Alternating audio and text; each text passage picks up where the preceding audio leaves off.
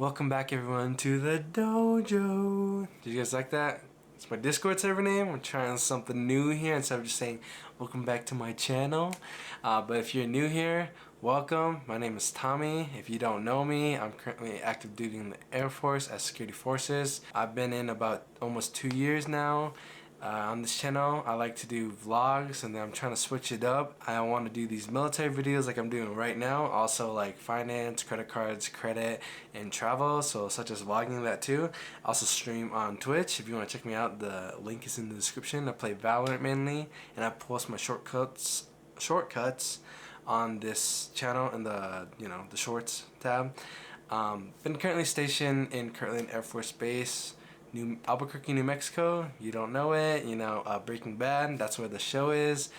I've been here about a year and a couple months. I've been in almost 2 years overall in my military career, and I signed a 4-year contract, so I got like 2.5 years left. So my MEPS experience was kind of different than everyone else, at least nowadays, since it is 2023. I did go back in the summer of 2021. That's when I went into MEPS and started my process. My start was not like everyone else. If you're going active duty, it depends on where you're going. So mine was a little different than everyone else. MEPS is Military Entrance Processing Station. It's a place where all the branches go. You process in, see if you're eligible to be in that branch, and then the end goal is you swear in to the program, and then once you get a job, then that's where you go again, and then you ship off from there to boot camp or basic, wherever you want to call it. So for me, I decided I was going to join the military junior year, and then I decided on the Air Force. So then I started talking to the guard because I don't think active duty was my thing because of not my situation, just something I wasn't comfortable with yet, although it was my OG plan. And then I went to talk to the guard. They got me all settled in. I was doing all these paperwork and trying to figure everything out. But then I really wanted this job. Security force is what I am now, but I really wanted this job in the guard, and they said that it was 100% booked full and it might be a year or however long till it's gonna open up. I didn't want to wait that long, so they gave me the option of just like switching out for a different career or just waiting it out.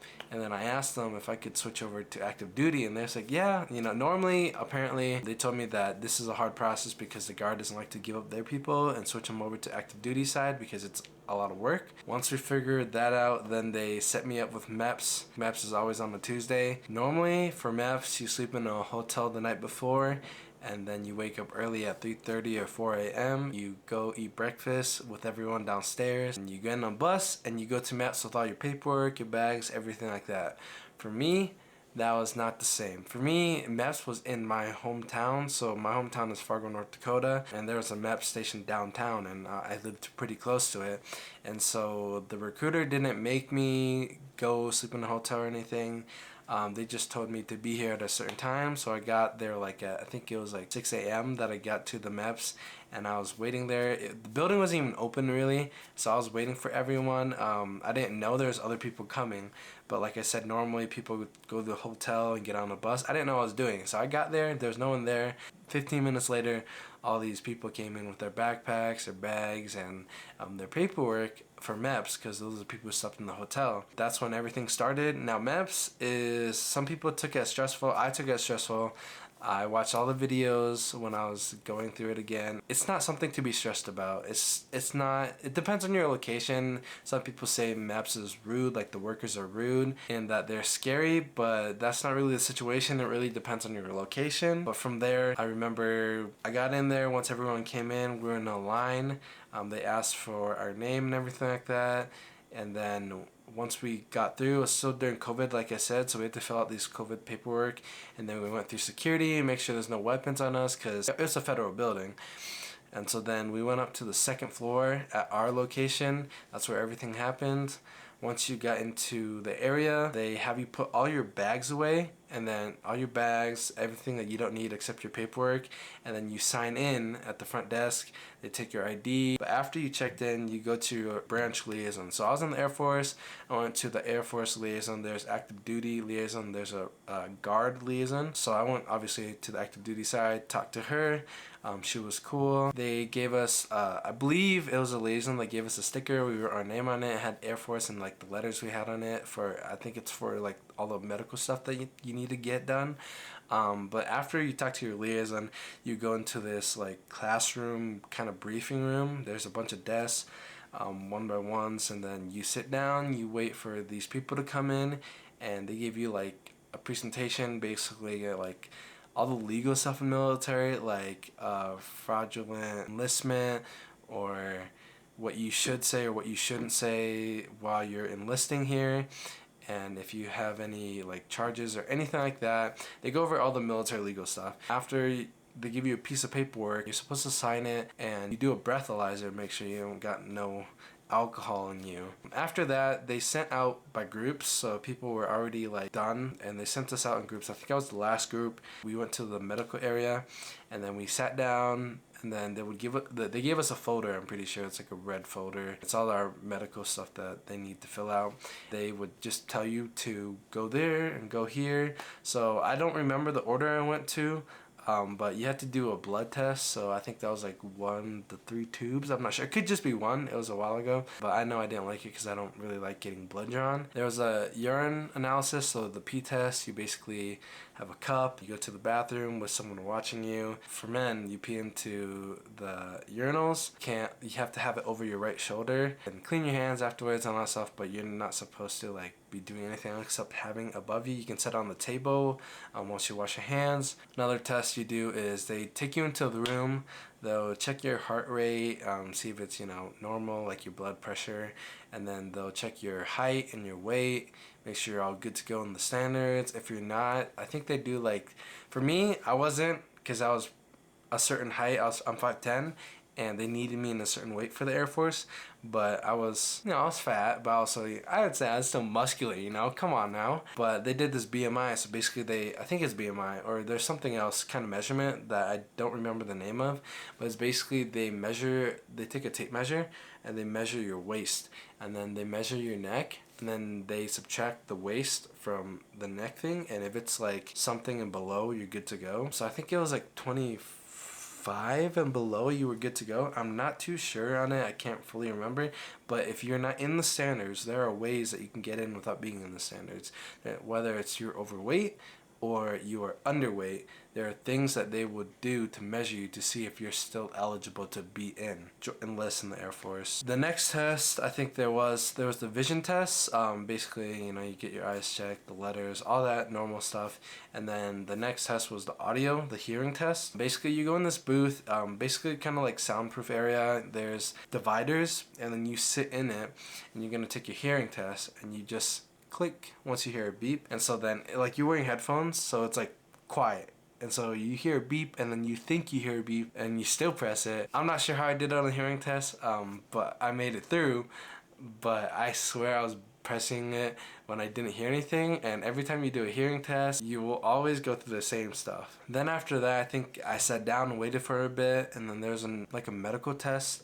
You go in this room, and then I think with 1 or 2 other individuals, it could be by yourself too, depending on how large the group is. You basically get undressed, you're in, your underwear, and then you're just sitting there waiting, and it's awkward because you're there with someone else. I only had 2, I think I had 1 or 2 people in there, and it was just awkward because it was silent, and we were just in our underwear, and it was awkward, okay?